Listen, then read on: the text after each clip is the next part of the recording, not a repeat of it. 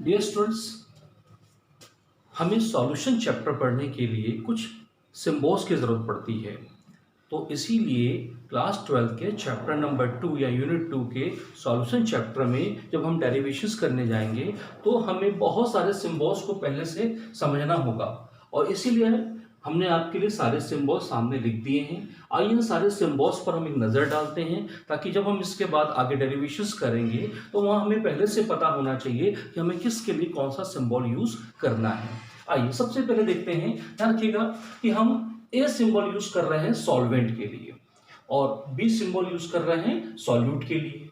अब हमें कैसे याद रहेगा कि ए किसके लिए यूज किया है, बी किसके लिए यूज किया है? याद रखिएगा, जब हम सॉल्यूशन बनाते हैं तो सॉल्यूशन बनाने के लिए हम एक कंटेनर लेते हैं, और कंटेनर में सबसे पहले हम इसमें क्या डालते हैं? सॉल्वेंट मीन वाटर डालते हैं सबसे पहले। तो जो सबसे पहले आया वो ए, उसके बाद हम क्या डालते हैं? इसमें सॉल्यूट डालते हैं। सॉल्यूट सेकंड नंबर पे आता है, इसीलिए हम इसके लिए क्या सिंबल यूज कर लेंगे? बी। ये मैंने आपको याद करने का एक तरीका बताया। जो पहले आया वो ए, जो बड़ा बाद में आया वो बी।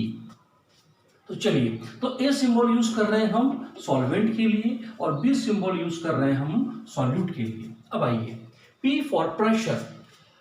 यहां हमने ए लिखा हुआ है तो इसका कहेंगे हम, ऊपर के ऊपर जीरो लिखा हुआ है। This is called vapour pressure of pure solvent. ये एक कांस्टेंट की तरह हम इसको यूज किया करेंगे। सेकेंड, पी ए, यहां पी मतलब प्रेशर है, तो आइए देखते हैं। P for pressure, vapour pressure of solution.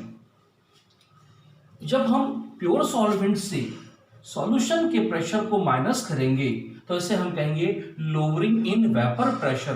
तो PA0 minus PA equal to lowering in vapour pressure.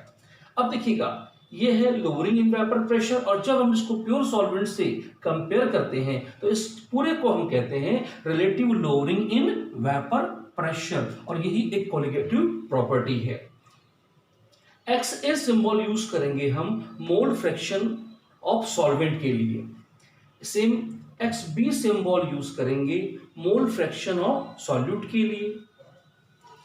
XA निकालने का फॉर्मूला है Na upon Na plus NB, जहां N मतलब होता है नंबर ऑफ मोल्स, जहां Na का मतलब होगा number of moles of solvent, और सेम NB होगा number of moles of solute. क्योंकि हम इसमें B सिंबल यूज कर रहे हैं, इसमें हम A सिंबल यूज कर रहे हैं। Same mole fraction of solute के लिए फॉर्मूला है NB upon Na plus NB। Okay बेटा, आइए अब आते हैं WA। देखिए, हमने A सिंबल यूज किया है, मतलब ये सॉल्वेंट है, और यहाँ W का मतलब होता है वेट या मास, तो इसे कहेंगे mass of solvent. Same as यहाँ हम B सिंबल यूज कर रहे हैं, ये हो गया सॉल्यूट, इसे कहेंगे वेट या मास, तो मास of solute.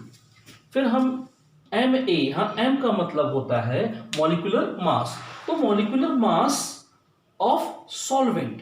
Same as B हम यूज कर रहे हैं Mb, तो हम इसे कहेंगे मॉलिक्यूलर मास ऑफ सॉल्यूट। और Na कैलकुलेट करने के लिए जो फॉर्मूला हम यूज करेंगे वो होगा WA अपॉन Ma, और इसी तरह से Nb के लिए यूज करेंगे WB अपॉन MB। तो बेटा ये सारे सिंबल्स हमारे सामने हैं। अब इन सिंबल्स के बेसिस पर हम आगे के डेरिवेशंस करेंगे।